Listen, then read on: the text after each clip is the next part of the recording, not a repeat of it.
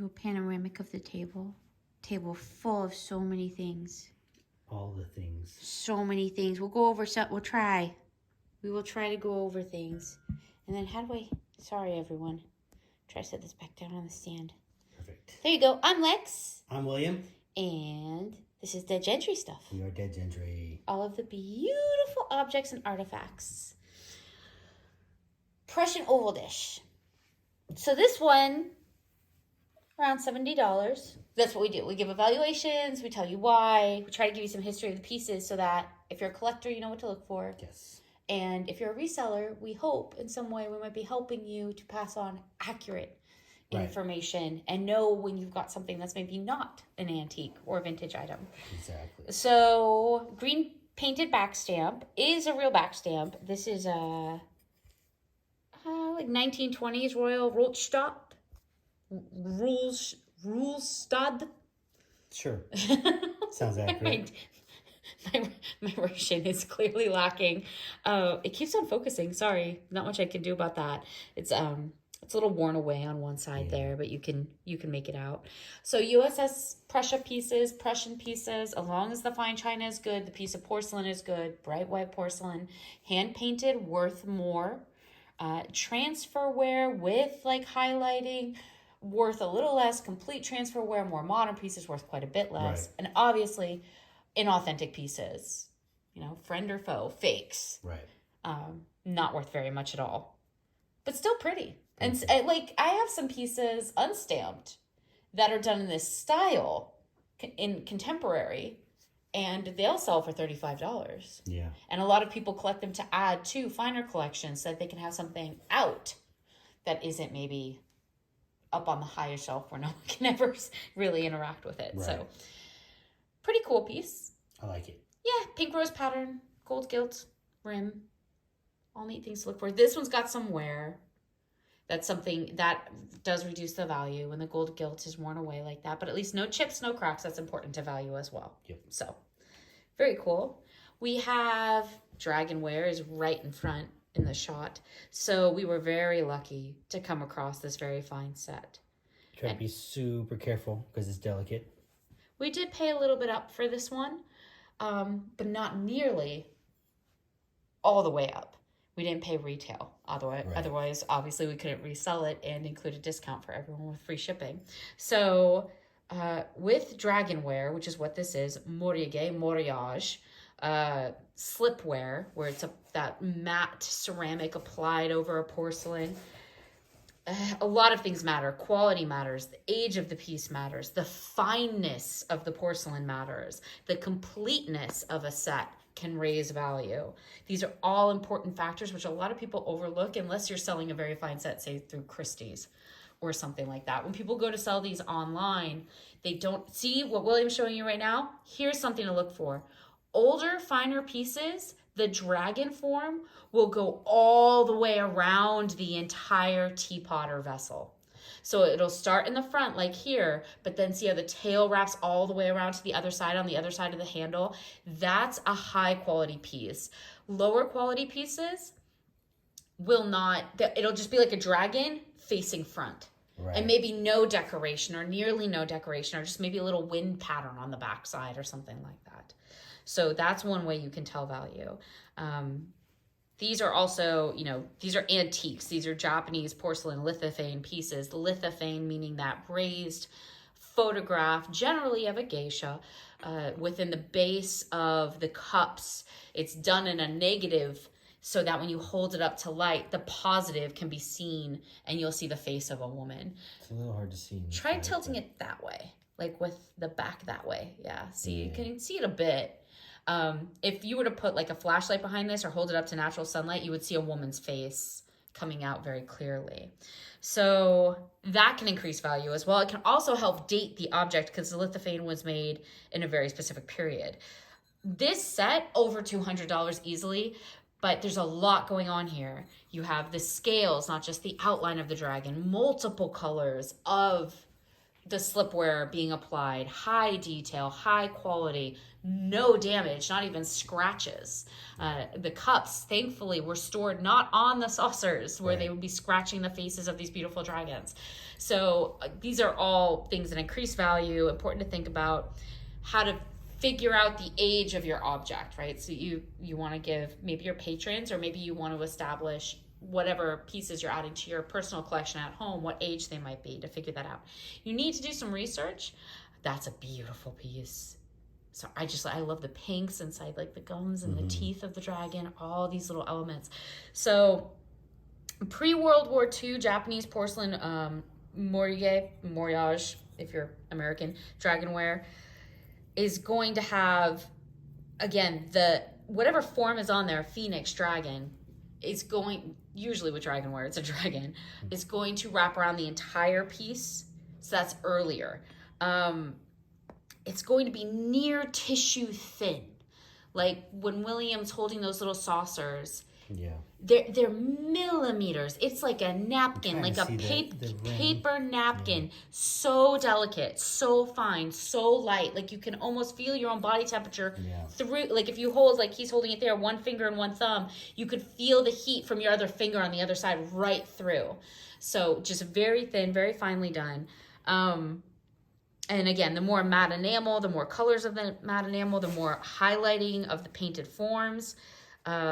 If it's lithophane, I mean, older pieces are worth more.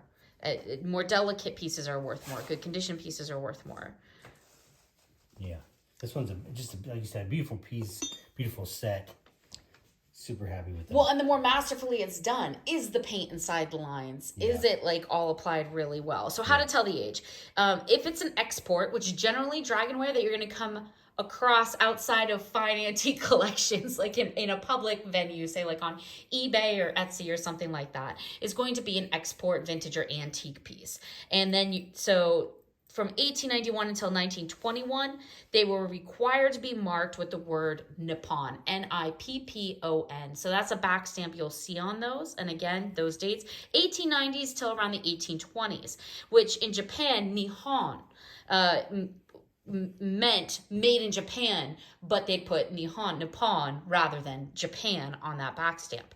Later, you'd have pieces that would say made in occupied Japan, meaning again, because of that back stamp, because Japan was under occupation by English and American forces.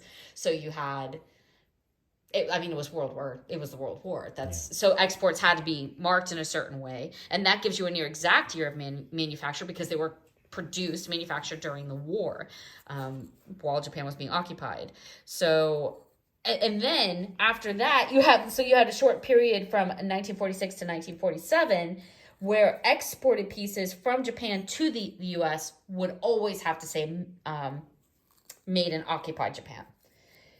And then if you see things that are like a single side, non-wraparound, like the dragon is just on one side, even of the teacup, or maybe just the bottom, or not a finely detailed dragon like this, but less details, less matte, applied slipware, those sorts of things. That's going to tell you, but it's still like high end, but it's only facing one side. Those objects are usually made immediately after World War II for export. So still well done, but only on one side of the object. And then if you happen to have a lithophane geisha in there, that's going to tell you that the piece was definitely made from the 1920s to the 1950s for export. So the stamp Japan, sometimes it doesn't really help. There's other things you have to look at to really figure out the date. But if you look at all the clues, put them together, you know the age of the object. Exactly. And if you're lucky enough to have it say occupied, then you really know the age of the object right off the bat. And obviously the age greatly impacts the price. Yeah, so this piece, this series, the set, 1920 to 1952, over $200. It's pretty. There's a black glass bowl behind it. I don't know that William really wants to lift it. No, it's rather massive. It's beautiful. It's incredible. That piece he's pointing to there, touching, that's a piece of contemporary Murano. And I wanted to show a piece of contemporary Murano glass. So from the Murano Island, this is called black silver, silver black, I believe. That's the series of manufacturer. It's actually, you can buy these new now. It's from Yalos Murano factory on Murano Island. Is it getting in the shot at all? It is. It's so massive. It's big. It's a little heavy and big. It's delicate. Yes. It's a beautiful piece. But yeah, it's helping give people an idea of what it looks like when you do that. So, as I said, completely contemporary, modern. This piece is worth $380. You can go buy them new right now today from the Murano Island manufacturer. But not everything has to be old to be worth the money. Right. So I like to sometimes show people, here's like a contemporary object that's still of value, because sometimes if you collect Murano, you might not know you can collect contemporary Murano yet and what to look for. If I were to buy Murano today or tell our patrons to be adding contemporary pieces, I'd be going after these silver black pieces. Yeah. They are awesome amazing, and this particular designer is doing quite well, especially with exports to England at the moment. So that was a lot. I just said a lot. What else do you want to talk about? What else do you want me to talk about?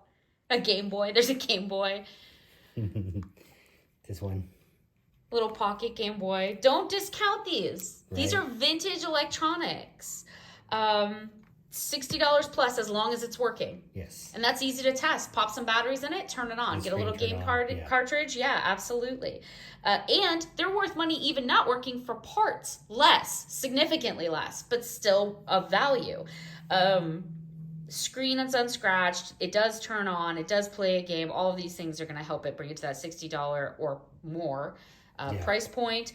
And then, I mean, if you have it in the box, right? In the original box, or with a game cassette, even just Tetris, even one of the original Tetrises, you're looking at $100 easily for even the little pocket editions. Now, the original, the gray. Yeah, the gray, the 1989, those can go for $140. So that's something to keep an eye out for. I had 2 or 3 of these as a kid. I didn't keep any of them. Right. I spent countless hours on that thing. Yeah. A lot of Tetris, and a lot of the ones like Mario game. I remember there was like an Egyptian temple that I'd always die in over and over again. Yeah. But so. Did you know that some of those games actually have batteries in them themselves to save? There's a little battery. Really? Like a backup to remember where you loaded from? Yep. That's kind of crazy. I didn't know that. Beatles anthology. Now this is funny. These are worth $30 to $40 on their very best day. Even sealed, they're not worth that much. For some reason, there are people online trying to move these at like $200 plus. They don't sell for that. Yeah. Like, kudos for being entrepreneurial. There's no reason that those would be worth more. It's not a different publication. It's not a different like manufacturer or anything like that. VHS is collectible. Beatles memorabilia is highly collectible. I think this is one of the best anthologies made. Right.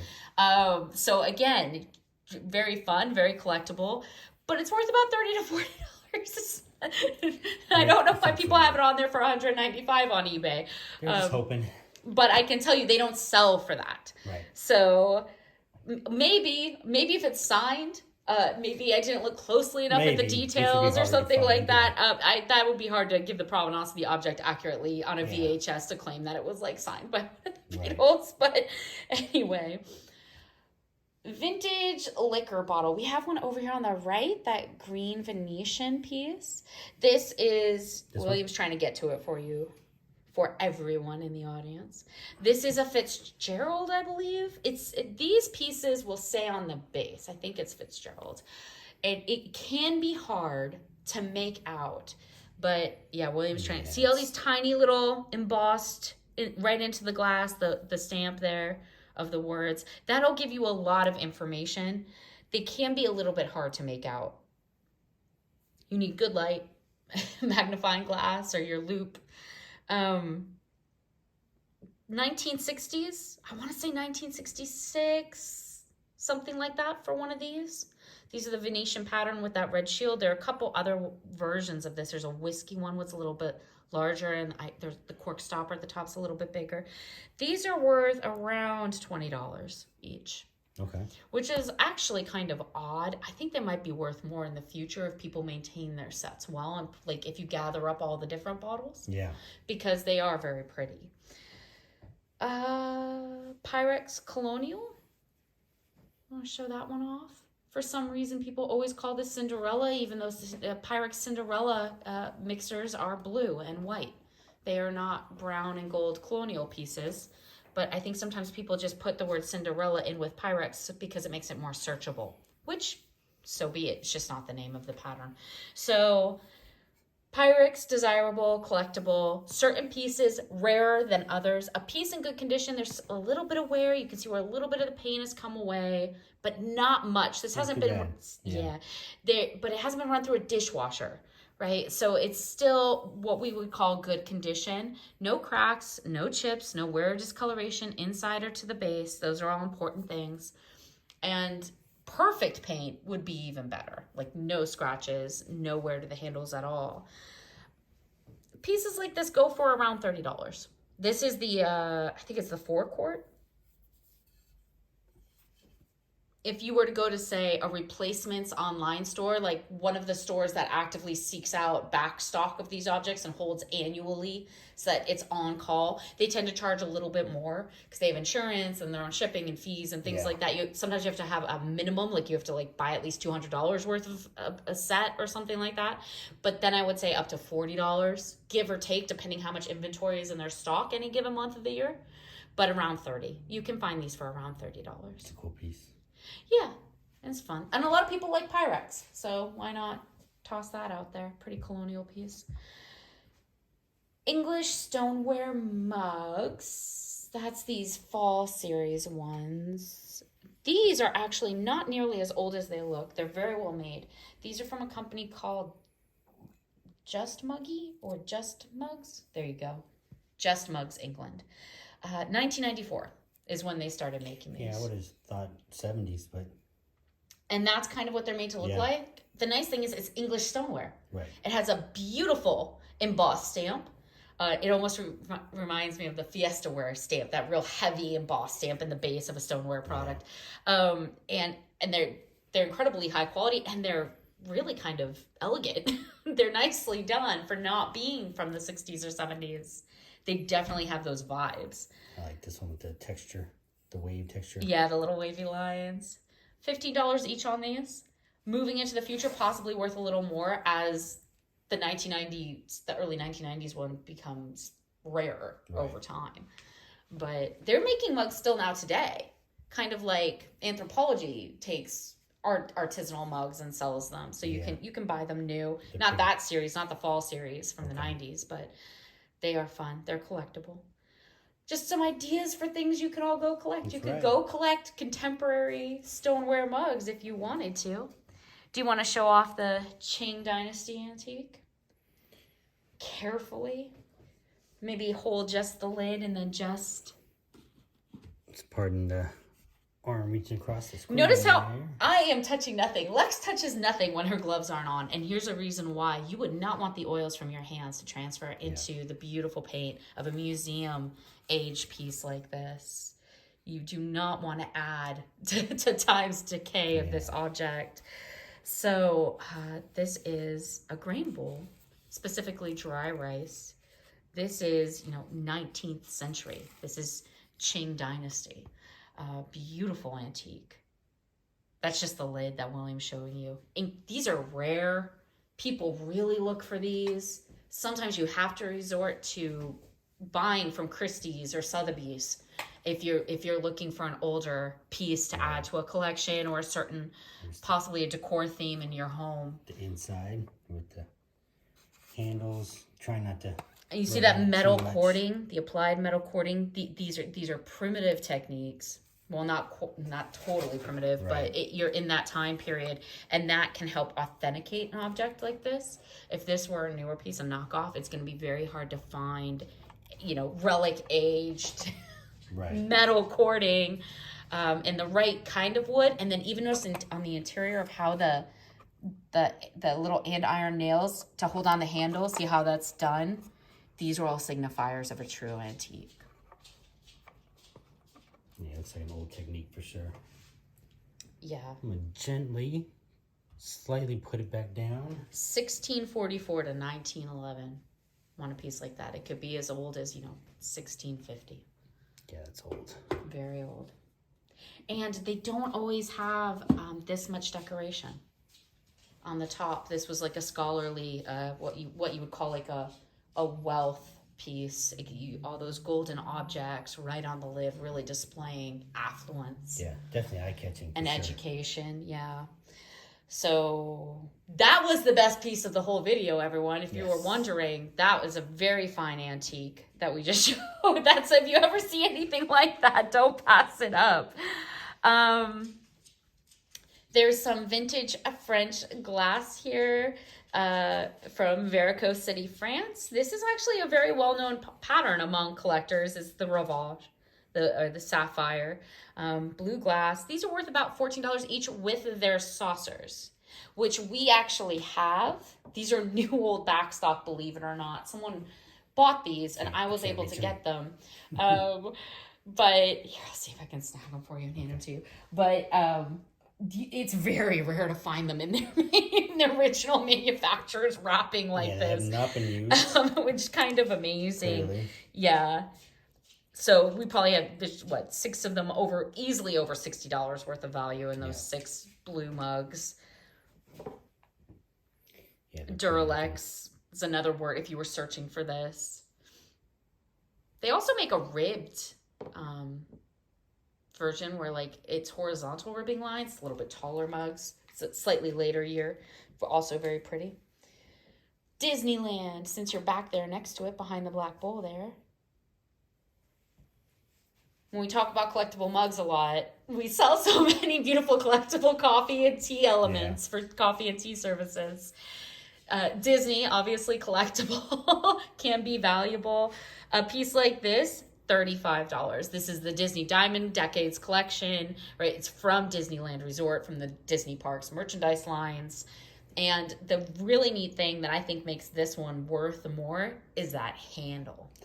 They didn't make a lot of these with these really huge D handles. Yeah. So when you're looking for collectible mugs, if you're into Disney or if you're just into big fun mugs, that's something, it's valuable. Keep an eye out for it. There's a Woody the Woodpecker somewhere. I think it's over by the Venetian. Here, I'll hand this to you. This one's kind of fun. Because this is 1960s. Wow. This is a Woody the... It's like a plastic. It's a die-cast plastic, like a resin. It almost looks like Bakelite with the swirls of color in it. But it's a thin plastic die-cast. I mean, when's the last time you saw something Woody the Woodpecker? That's been a while. Sure. Yeah.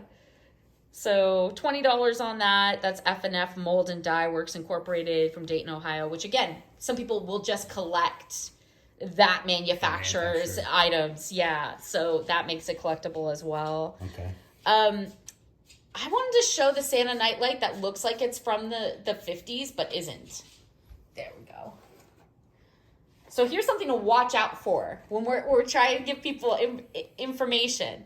Now, if you saw this, you'd be like, oh my gosh, that's a vintage nightlight. That's amazing. I've got to have that. That's got to be worth money. The facial forms, the textures, all of it. Look at the top of the box and the way it's being marketed. That's like 50s, 60s marketing of the printing and even the font. Yeah. But if you take the time to look at the back and look at the fine print, this was made in 2004. It's made to look like vintage old stock. Right. So always take the time to check. Something like this can be very misleading. Now, to be fair, it still has some value. Yeah. I'd say, I don't know, maybe $15 at most. But it's not like a $30 to $40 vintage nightlight collectible that somebody might remember from their childhood and be trying to seek out. So be aware of that. Some stuff can be made to look very old, and it isn't at all, right down to the packaging. I know William had a Peanuts cup somewhere and a Sylvester cup. If you hear little tip-tapping noises in the background, that's our puppy walking around on the hardwood floors. To be on the video too. She does that a lot when we do videos. So this one, William found it, and it actually ended up being worth more than I thought. Right. I guess I haven't been staying up on my Schultz kind of Peanuts comics Schultz. lore enough. Yeah, this one's from 2010 only, but it's a Hallmark. You got Snoopy and Charlie Brown, two of the most popular Peanuts. That's the thing. And colored inside is nice. Yeah, colored inside is always good. That kind of sea green. 25 to 30 on these ones. Okay. Yeah. Only 10, 12 years old, and it's worth that much. Yeah. All right. Collector's piece. Hallmark piece. Hallmark. Some Hallmark Christmas ornaments and mugs can be very collectible. And here's the brightly colored Sylvester. Now, this I think is really cool because this is kind of done in that 90s graphic art style where it almost looks like spray paint a little bit. Like some of the old baseball caps, the snapbacks you could get with that on it. Right. Or some t-shirts. Yeah. Used to have, yeah. This one's for what, 1998? Oh, wow. Okay. $15, $20 on that. Yeah. Depending on how rare it is. Oh, wow. That's a great stamp on that, too. Yeah, stamp's awesome. Handmade in Thailand. Designed in America. This one's cool. I like that. Very eye-catching. You see handmade in Thailand on a lot of Warner Brothers and a lot of Disney merchandise as well. Right. Yeah. They'll take the time to actually put that on there. We have a radio remote car. Again, not all vintage things have to be porcelain or copper. Not that you shouldn't seek out porcelain, copper, crystal, but this is, now I remember these from when I was younger because I had an uncle that would get me one of these at Christmas from, say, Radio Shack. And I don't think Radio Shack is even around anymore, but I used to love them. They were fun. Again, one of those things I didn't hold on to. But, yeah. This is like a Shinsei. How would I if I'm mispronouncing that manufacturer's name, don't hold my feet to the flame on that one. A Chevy Bel Air. I know that. I don't know how to pronounce manufacturer. 1957 Bel Air with flames. Yeah. Elecon remote control. Again, radio remote. You see the metal in the front, metal antenna. The remote control handle thingy is over there as well. These can be worth hundreds of dollars. This particular piece in working condition is worth $120 in this condition. Right. As long as you have the handle, that piece. There's also a charger, I think is like a default charger, but those are actually pretty easy to get your hands on and they can fit a couple different cars. So you don't necessarily have to have it when you sell it. It is worth more if you have that piece and the original box. If you have the entire thing original, unopened, $300. So, and a piece just like William just showed you, around 120. And prices have been trending up on these larger radio control cars year after year, especially if it's a cool looking one like that with the flames. William's trying to get the puppy to sit down. It's not going to work for very long. Good job. Is he driving you a little off the wall just listening to the clickety clack? So, something to watch out for. Remote control cars, believe it or not. Vintage remote control cars, the bigger ones, can be worth quite a bit of money. Now this is gonna, can you show the SS Ryan and those little figurines and the glow-in-the-dark pirate ship? So this is, I think it's called like the dark pirate ship. It is glow-in-the-dark. It is the SS Ryan. Those aren't the original figurines in there. But they are Ryan figurines. So this is worth, $15, maybe a little bit more now. The figurines can be worth $10 alone. And if you had the boat with the original glow-in-the-dark figures, the black and green, you'd probably be looking at $25 plus. See, these are figurines of his, so you get an idea of the style, of that Ryan's World style, even though they don't come with that boat. Right. But every one of these toys has value. You're looking at $35 plus right there in two mismatched toys and a little pirate ship. And what's amazing about this is not very old. Mm-hmm. It's not that old. But Ryan's World has been around long enough, so believe it or not, everyone would think what I would think. Oh, it must be from a cartoon that's famous or very popular. No. It's a YouTube personality. Ryan's World is a very famous YouTube personality. He's a young kid, right? And his mom, Ryan Kaji. And they make and design toys. They do these cartoons. I mean, the net worth of this child is over $100 million. Yeah, made me rethink my life choices. Yeah, I was telling William, and he was like, what? and believe it or not, That's what makes his toys collectible and desirable. And moving into the future, I mean, there will be a point when YouTube is no longer the franchise it is today. When we get very much into VR moving forward, there will be a new kind of YouTube in VR. It'll be called something else. And these will be the vintage collectible toys of, remember when there were YouTube personalities, right? And because he was a YouTube personality, and they won't exist for very long. So look out for these sorts of things. Even right now, they're worth money. They are collectible. And we're well made. The materials in them are not. I mean, how many? He's like 33 million viewers on that kid's channel or something like that. Subscribers, Subscribers, probably even more viewership, right? What else? What else should we mention? I have like the Star Wars game, the Ugly Dog, the little Human Shame card game, all of those sorts of kind of card games. Keep an eye out for these things. This little trivia box, you're looking $20 to $30 on that.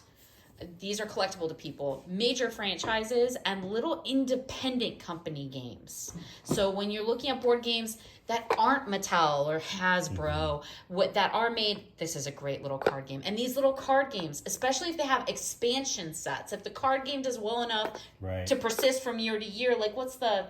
Not Crimes Against Humanity, but... I think it might be that. It's something like that. There's one of them. And every year they come out with new expansion sets, collectible and valuable, even though they're not super old. Some of them are from the 80s, 90s, thousands, but that's still considered a vintage item. That's still collectible. The Ugly Dog.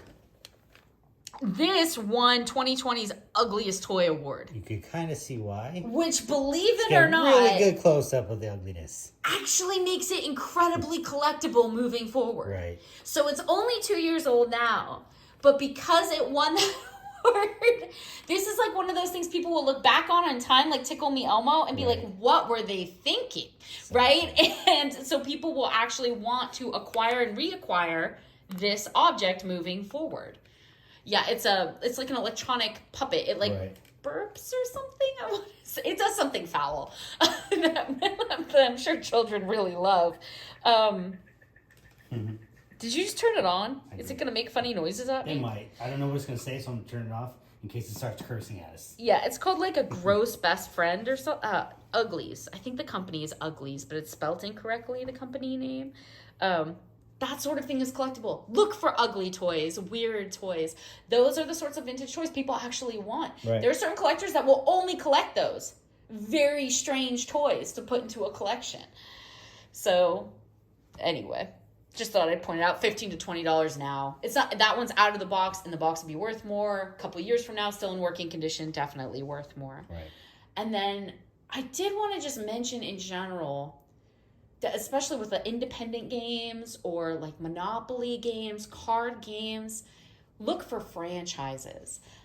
Whether you're buying to resell and then maybe hold on to it for a little bit before you resell it, or just immediately flip it, I think they call it, even if it's not that old. Like Lord of the Rings and Harry Like Potter, Lord of the Rings Monopoly, look at how much that's worth now. Or the board game Risk, Lord of the Rings, Star Wars, definitely Star Trek with all the new movies, Dune with the new movies moving forward. So like, say you don't have enough money for a 1970s original Frank Herbert Dune hardcover to start a Dune collection. But you do have enough money for a $20 poster of Dune right now with that beautiful little actress on it for the movie that's not even finished coming out, right? They've only released one of the movies. Buy that poster now. That franchise has persisted through time, through remakings of that film, and will persist. So buy that poster now, and in 5 to 10 years, it could be worth $120. Just like a Titanic poster now is worth $120, even though it wasn't all that long ago. If you happen to be in a Walmart and pick one of those up that Christmas, you now have a $120 poster. So that's one way you can approach these things, is think of the franchises that are modern, that are happening now. And when you're looking for games, look for good independent labels. Take the time to look at those. Add those to your collection. And then they're a lot of fun too. Franchises like Funko. Funko is a franchise. So like that Five Nights at Freddy's game, that's a franchise board game piece. That is collectible to people. Things like Toy Story, Harry Potter. Anything Harry Potter. Harry Potter is a franchise that's going to persist through time, and already the first movies are considered highly collectible vintage objects. Stuffed animals, remote control wands, card games, board games, anything to do with it, take the time to look for it. Don't do the thing that everyone does, which is like, okay, it's like 10, 15 years old. No one's really paying attention to it now, so I'll just give my child's toys away. Right. Because that child, when they come back from college, is going to be like, what'd you do with my Harry Potter stuff? That Harry Potter Monopoly is now worth $300, you know? So take the time to look for franchises. Jurassic Park. That's persisting through time. Yeah. Toy Story is persisting through time. Yeah. Walking Dead is persisting. The comic books, the television show, all the board games, the video games. Take the time to look for certain video games like Assassin's Creed. Things that are re-released year after year in new formats. Highly collectible. So it doesn't all have to be Dragonware porcelain or Qing Dynasty wood, right? Although if you're into that, by all means. Sure. And if you are into that, we have some available. Okay, I'm going to stop talking now. It's like a 35-minute video. I hope this helps everyone, and we enjoyed hanging out with you. Cheers. Bye.